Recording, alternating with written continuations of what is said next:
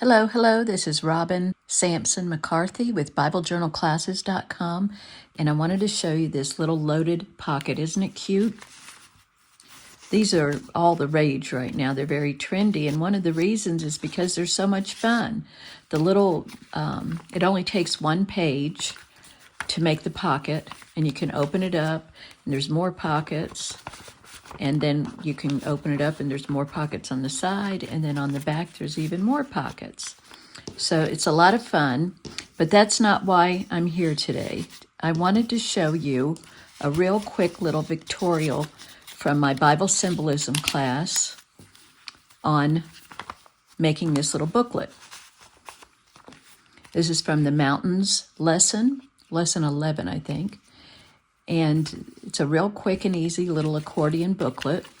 And most of you probably already know how to make it, but I'm going to go ahead and show it to you anyway. We rounded the corners, but these are available in every lesson. Comes with 9 different cards. And this one had a couple of blank cards because we glued them to make the booklet. So I started with cardstock. I printed out some pretty paper on one side, which you can still journal and do whatever you want on that side and decorate. And then the cards on the other side. And then I used the bone folder.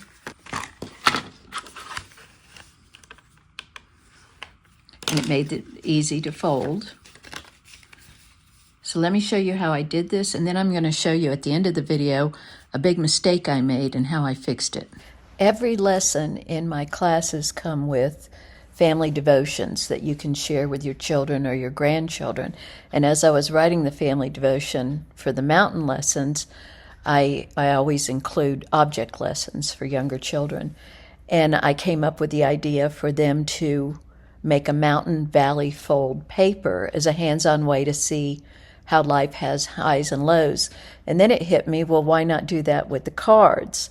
Every lesson comes with 9 cards. So that's how I came up with the idea for the accordion booklet. Anyway, first thing you're going to do is download the PDF file. Now, your PDF will only include titles, not the full text, and that's on purpose. You add your own notes or reflections.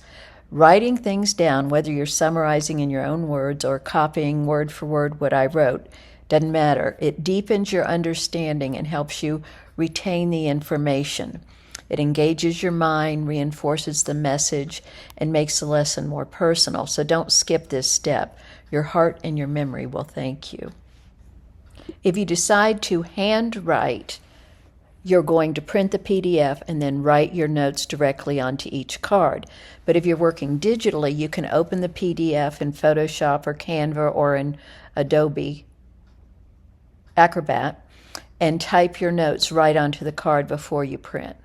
Step 3 is to cut the cards out. Now this is important.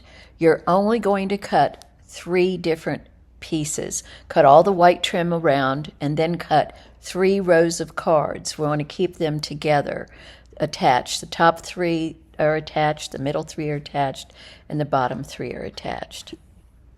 This includes the blank card. We're going to use the blank card as a tab to hold the accordion booklet together.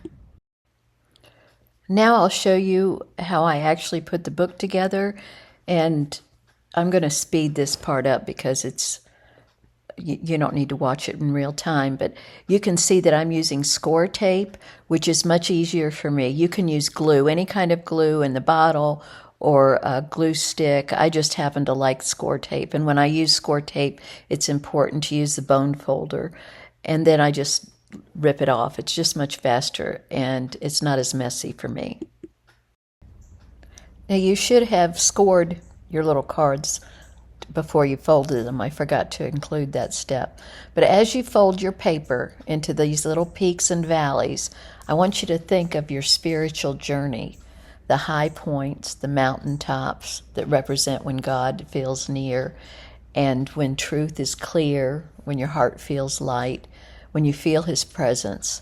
And then the valleys, which are quiet, harder places, sometimes places you don't think you're going to get through. When life presses in, we wonder where God is. When one of our children is sick, when my son lost his leg was a real bad valley for me. But every fold has its purpose. I wrote my autobiography last year. It's called Beauty from Ashes, and it's not available yet. It's still in editing. But I just wanted to tell you, when I reflected on my entire life from birth until now, my 70th year, I can tell you that every single bad time, when my husband cheated on me, when I was single, raising 4 children alone, God used every one of those moments for His glory, for my good, for my spiritual growth.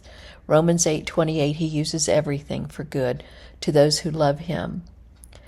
Every fold has a purpose. In the spiritual world, these changes mirror the movements of your soul. The highs are not better than the lows, but they reflect a different kind of work.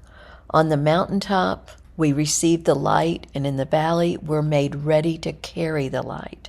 So when you hold this little booklet and run your fingers over the folds, remember this: the God of the mountain is also the God of the valley. He's shaping you through both. The rhythm of ascent and descent isn't random. It's how He leads you home. Now that I finished the accordion booklet, I'm going to tuck it into the loaded pocket, and then the add-on pocket is a freebie on my blog.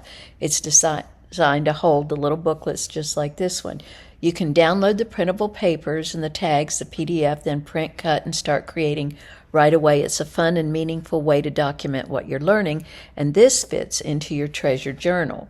We call it treasure journal instead of junk journal because we're not collecting scraps. We're preserving truth, beauty, and scripture. Each page holds a spiritual treasure: prayers, verses, reflections, and reminders of God's faithfulness. It's not about what we throw away, it's about what we hold on to. This journal will become a sacred place to store the gems God has given us along the way, and that's what Bible Journal Classes is about: creating projects to store our truth. Now, before I go, I want to share with you a little oops moment. When you print your papers, make sure to trim off the white border before you start crafting. I forgot to cut mine, and it shows on the back of my cardstock.